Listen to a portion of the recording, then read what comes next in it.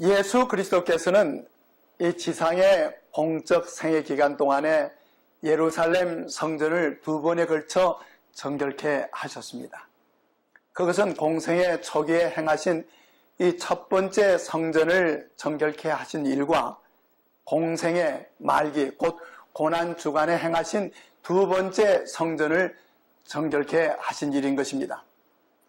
그런데 고난주간에 있었던 2번째 성전을 정결케 하신 일은 이 공간복음서에서 마태, 마가, 누가가 기록한 반면에 이 요한은 예수께서 2번째 성전을 정결케 하신 일은 기록하지 않았고 도리어 다른 복음서에는 기록되지 않은 첫 번째 성전을 정결케 하신 일을 기록했습니다. 사도 요한이 예수 그리스도의 공생의 초기 사역을 기록하면서 이 다른 복음서 저자들이 언급하지 않은 이 제1차 성전 정결 사건을 언급한 것은 예수님의 사역이 하나님의 성전과 깊은 관계가 있음을 분명하게 밝혀준 것입니다. 성전을 정결케 하신 일이 예수 그리스도의 사역에 있어서 참으로 중요한 의미를 갖고 있기 때문에 예수께서는 공생애를 시작하시면서 바로 이 일을 행하셨고 공생애를 마치시면서도 이 일을 다시 행하셨습니다. 요한복음 2장 13절로 22절에 요한은 다음과 같이 기록했습니다. 유대인의 유월절이 가까운지라 예수께서 예루살렘으로 올라가셨더니 이 성전 안에서 소와 양과 비둘기 파는 사람들과 돈 바꾸는 사람들의 앉은 것을 보시고 이 노끈으로 채찍을 만드사 양이나 소를 다 성전에서 내어 쫓으시고 돈 바꾸는 사람들의 돈을 쏟으시며 상을 엎으시고 비둘기 파는 사람들에게 이르시되 이것을 여기서 가져가라. 내 아버지 집으로 장사하는 집을 만들지 말라 하시니 제자들이 성경 말씀에 주의 전을 사모하는 열심히 나를 삼키리라 한 것을 기억하더라. 이에 유대인들이 대답하여 예수께 말하기를 네가 이런 일을 행하니 무슨 표적을 우리에게 보이겠느냐? 예수께서 대답하여 가라사대 너희가 이 성전을 헐라 내가 사흘 동안에 일으키리라. 유대인들이 가로되 이 성전은 46년 동안에 지었거늘 네가 3일 동안에 일으키겠느냐 하더라. 그러나 예수는 성정된 자기 육체를 가리켜 말씀하신 것이라.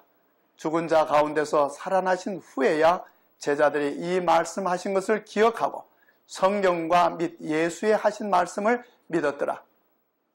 이 당시 유대의 종교 지도자들은 백성들에게 예루살렘의 성전에서 하나님을 경배해야 한다고 가르쳤습니다. 그리하여 유월절 절기 동안에 예루살렘에는 유대 각 지방과 심지어 먼 외국으로부터 수많은 사람들이 모여들었습니다. 그리하여 예루살렘 성전뜰은 모여온 군중들로 인해 대혼잡을 이루게 되었습니다. 이때 많은 사람들이 하나님께 제사를 드릴 제물, 곧 이 백성들의 죄를 대속하기 위한 희생 제물이신 예수 그리스도를 예표하는 제물들을 드리게 되었습니다. 그런데 이러한 제물들을 이 자기들이 살고 있는 먼 지방으로부터 가져올 수가 없었습니다. 이 편리를 도모하기 위해서 이 성전 바깥들에서 제물을 바칠 짐승들이 거래됐고 사람들은 하나님께 바칠 제물들을 사기 위해 이곳으로 모여들었습니다. 그리고 외국으로부터 온 사람들에게는 이 외화가 성소에 바칠 주화로 교환되는 등 돈 바꾸는 일도 이루어졌습니다. 출애굽기 30장 12절로 16절에 보면 유대인 중에 20세 이상 된 모든 자들은 그 생명의 속전을 여호와께 드리라고 했는데 생명을 속하기 위해 여호와께 드릴 때 부자라고 반세겔에서 더 내지 말고 이 가난한 자라고 덜 내지 말라고 하심으로 이 생명의 귀중함과 죄로 죽을 수밖에 없었던 죄인의 생명을 구속함에 있어서는 빈부 귀천을 막론하고 동등하다는 것을 나타내신 것입니다. 그리고 그 생명의 속전은 성소 봉사를 위해 사용되어지도록 정해져 있었습니다. 그리하여 모든 외국 화폐는 이 성전 봉사에 사용되었던 성전 세겔이라고 불려졌던 주화로 바꾸도록 되어 있었습니다. 그러나 이 돈을 바꾸는 일이 사기와 부정거래로 이루어졌고, 이 일로 성전의 제사장들에게는 부정축제를 할 기회가 주어졌습니다. 상인들은 동물들을 팔 때 엄청난 가격을 요구했고, 그 이익금을 제사장들과 관원들이 함께 나눠 가졌습니다. 그리고 예배자들로 하여금 만일 그들이 제물을 하나님께 바치지 않으면 이 하나님의 축복이 자녀들과 토지에 임하지 않을 것이라고 믿도록 가르침을 받아왔습니다. 그러므로 백성들은 하나님께 헌신과 희생 제물을 드리지 않고는 저들의 가정으로 돌아가지 않으려고 했던 것입니다. 특히 유월절 기간에는 수많은 제물들이 바쳐졌으므로 성전에서의 매매 행위는 대대적으로 행해졌고, 성전뜰에서는 이 비싼 가격으로 동물들이 매매되었던 것입니다. 이래야 하나님의 성전뜰은 소란한 가축 시장과 같았으며, 이 가축들의 우는 소리, 양들과 비둘기의 우는 소리가 들리게 되었을 뿐만 아니라 이 돈 바꾸는 일로 쩔렁거리는 동전 소리와 격한 언쟁과 함께 흥정하는 날카로운 소리들이 들려졌습니다. 이래야 혼란이 너무나 극심하여 이 예배자들은 방해를 받았고, 하나님께 드리는 제사의 행위는 혼란과 이 소동 가운데 파묻히고 말았습니다. 한편 유대인들은 예루살렘 성전과 그들이 행하는 종교의식을 크게 자랑하고 있었습니다. 그들은 자부심을 갖고 예루살렘 성전을 바라보며 기뻐했고, 이 하나님의 성전을 헐뜯는 말을 하면 신성모독으로 간주했습니다. 제사장들은 성전에 관계가 있는 의식을 이행하는 데는 매우 엄격했고, 이 외식적인 경건으로 만족하였는데, 이는 하나님께 드리는 예배라기보다 그들의 돈을 사랑하는 마음으로 기인되었던 것입니다. 그들은 하나님께서 친히 제정하신 이 제사의식의 이 원래 목적에서 그들이 얼마나 멀리 벗어났으며, 이 경배자들로 하여금 헛된 예배를 드리게 하고 있음을 거의 깨닫지 못하고 있었습니다. 이러한 현상은 오늘날 종교계에서와 현대 교회들에서도 흔히 볼 수 있는 일들인 것입니다.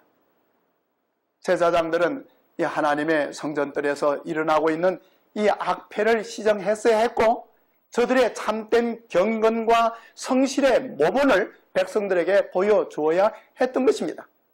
저들은 자신의 이익에 골몰하는 대신에 경배자들의 사정과 필요를 염려하고 필요한 재물을 살 수 없는 자들을 도와줄 준비를 했어야 했습니다.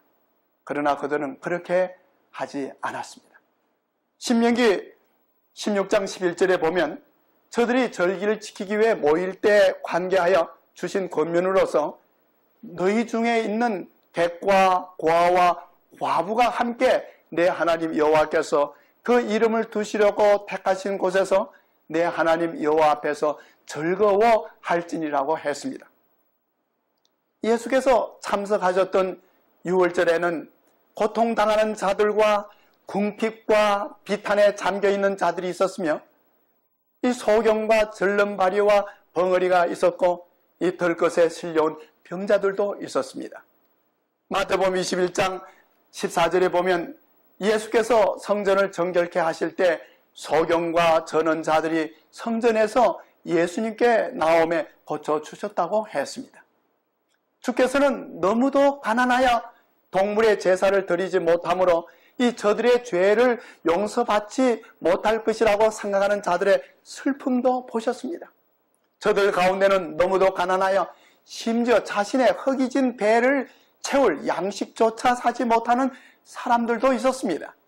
이러한 자들이 하나님의 은총을 구하여 이 절기에 모여왔지만은 당시 제사장들의 마음에는 그들에 대한 동정과 긍휼이 없었고, 그들의 고통에 대해서는 이 제사장들의 마음에 연민의 정을 일으키지 못했습니다. 또한 성전의 주인이신 이 예수께서 이 당신의 성전에서 일어나고 있는 불의의 모든 광경을 보셨습니다. 예수께서는 당신의 성전 바깥들이 부정한 거래가 이루어지고 있는 이 상업의 장소로 변한 것을 보셨습니다.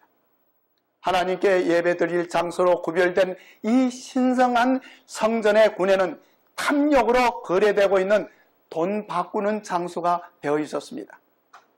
예수께서는 저들이 바치는 제물들의 영적 의미가 저들에게 있어서 바르게 이해되지 못하고 하나님께 드려지는 제사가 왜곡되고 오해되고 있음을 보셨습니다. 저들에게 있어서 신령한 예배의 의미는 신속히 사라져가고 있었습니다. 당시 제사장들이 주도하고 있는 이 제사의 예배를 통해서는 백성들로 하여금 하나님께 나아가도록 인도되지 못했습니다. 그리고 그때 있은 일만이 아니라 미래 여러 세기와 여러 시대를 내다보시면서 타락하고 배도한 교회들로 통해 이 하나님의 사랑과 구원의 은혜가 상품화가 되고 이 하나님의 복음이 바르게 전해지지 못하고 이로써 하나님께 드려지는 예배가 왜곡되어질 것을 예수께서는 예언적인 눈으로 내다보셨습니다. 그리하여 예수께서는 이 성전들의 계단에 서셔서 준엄한 눈초리로 자기 앞에 있는 장면을 바라보셨습니다. 그리스도께서 이러한 광경을 보실 때 이 당신의 용모에는 의분과 이 권위와 권세가 표현되었습니다. 그러자 사람들의 시선이 이러한 예수에게 끌리게 되었고 부정한 거래를 하고 있던 자들의 눈이 예수의 얼굴에 집중되었습니다. 그들은 예수께서 자신들의 마음속의 생각을 읽고 이 자신들의 은밀한 동기를 알아내는 것을 느꼈습니다. 그리하여 어떤 자들은 그들의 불의한 행위가 기록된 얼굴을 그 준엄하신 눈초리로 환히 바라보기라고도 하는 것처럼 느끼게 되어 얼굴을 숨기려고 했던 것입니다. 예수께서는 신성의 능력으로 사람들의 심령을 감찰하셨습니다. 요한은 이 요한복음 2장 24절과 25절에 기록하기를 예수께서는 친히 모든 사람을 아시며 또 친히 사람의 속에 있는 것을 아심으로 사람에 대하여 아무의 증거도 받으실 필요가 없음이라고 했습니다. 예수께서는 무리들을 훑어보시고 하나하나의 시선을 머무셨습니다. 드디어 소란이 그쳤습니다. 거리하고 흥정하던 소리가 멈추었습니다. 침묵은 고통소리만큼 지루했습니다. 경외감이 회중을 압도했습니다. 마치 그들의 행한 일에 답변을 위해 하나님의 심판대 앞에서 송사를 당하는 것 같았습니다. 실은 하늘의 주제가 되신 주님께서 마지막 심판의 날에 재판장처럼 서 계신 것입니다. 그의 모습은 당당한 위엄으로 그들 위에 우뚝 서 계셨습니다. 그때 예수께서는 마지막 날 당신의 영광으로 오실 때처럼 영광으로 둘려 있지는 않았다고 하더라도 인성의 두루마기를 통해 신성이 번쩍이고 있었던 것입니다. 하늘의 빛이 그의 얼굴을 환하게 비추고 있었습니다. 출애굽기 34장 30절에 보면 이 모세가 시내산에서 강림하신 주님으로부터 십계명의 두 돌판을 받아 들고 산에서 내려오게 되는데 아론과 온 이스라엘 자손이 모세를 볼 때 모세의 얼굴 거풀에 광채남을 보고 그에게 가까이 하기를 두려워했다고 했습니다. 그런데 하물며 그날 주님의 얼굴에서 비쳐나온 이 신성의 광채를 바라본 사람들이야말로 두려움과 말할 수 없는 경외감을 느껴보지 않았겠습니까? 이제 예수께서 말씀하시자 그의 명확하고 울려 퍼지는 음성, 곧 제사장들과 관원들이 범하고 있는 이 율법을 시내산 위에서 선포하셨던 그 음성이 성전의 궁영각을 울리면서 메아리 쳤습니다. 요한복음 2장 16절에 이것을 여기서 가져가라. 내 아버지 집으로 장사하는 집을 만들지 말라고 하셨습니다. 예수께서 다시 성전을 정결케 하실 때에도 마태, 마가 그리고 누가가 기록한 대로 내 집은 기도하는 집이라고 불릴 것이다. 그런데 너희는 그곳을 강도들의 소굴로 만들어 버렸다고 말씀하셨습니다. 그리고 예수께서는 계단을 천천히 내려오시면서 군의 입구에 모아둔 노끈으로 된 채찍을 드시고 장사하는 무리에게 성전 군에서 떠나가라고 명하셨습니다. 예수께서는 노끈으로 만든 채찍으로 그들을 때리지는 않으셨습니다. 이 요한복음 2장 15절에 보면 노끈으로 채찍을 만드사 양이나 소를 다 성전에서 내어 쫓으시고 돈 바꾸는 사람들의 돈을 쏟으시며 상을 엎으셨다고 했습니다. 그러나 이 예수님의 손에 들려진 노끈으로 된 이 간단한 채찍이라 할지라도 그 옛날 에덴 동산 문 앞에 나타났던 천사와 두루 도는 화영검과 같이 무서워 보였던 것입니다. 예수께서는 전에 결코 나타내시지 않으셨던 열정과 준연하심으로 돈 바꾸는 사람들의 상을 엎으셨습니다. 주와는 대리 속으로 간 보도 위에 떨어져 날카로운 소리를 냈습니다. 아무도 감히 이 예수의 권위에 대해 대항할 수 없었으며 아무도 부정수다로 얻은 이익을 주워 모으려고 감히 멈추는 자도 없었습니다. 말할 수 없는 두려움이 무리를 휩쓸었습니다. 그들은 예수의 신성의 표정을 본 것입니다. 공포의 비명이 수백 명의 핏기 잃은 입술에서 새어나왔습니다. 제자들까지도 떨면서 시편 69편 9절에 예언된 대로 주의 집을 위하는 열성이 나를 삼키리라는 이 메시아에 관한 예언의 말씀을 기억해냈습니다. 이제 성전뜰에는 부정한 거래가 없어졌고 무거운 침묵과 엄숙함이 혼란하던 광경을 대신했습니다. 그리고 옛날 시내산을 성별하셨던 이 여호와의 임재하심이 이제는 당신의 영광을 위해 세워진 성전을 정결케 하시고 신성하게 하셨습니다.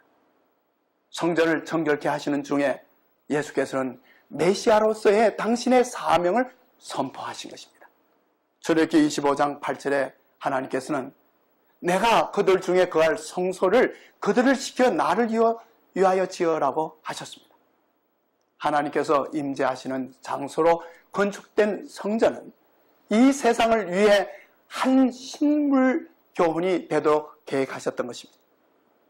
요한복음 2장 19절과 21절에 보면 예수께서는 너희가 이 성전을 헐라 내가 사흘 동안에 일으키리라고 하셨고 예수는 성전된 자기 육체를 가리켜 말씀하신 것이라고 하셨습니다. 사도 바울도 고린도전서 3장 16절과 17절에 너희가 하나님의 성전인 것과 하나님의 성령이 너희 안에 거하시는 것을 알지 못하느냐? 누구든지 하나님의 성전을 더럽히면 하나님의 그 사람을 멸하시리라. 하나님의 성전은 거룩하니 너희도 그러하니라고 했습니다. 이처럼 사람들로 하여금 창조주 하나님께서 내재하시는 성전이 되도록 하는 것이 하나님의 목적이었습니다. 그러나 죄로 말미암아 인류는 하나님이 거하실 수 있는 성전이 되지 못했습니다.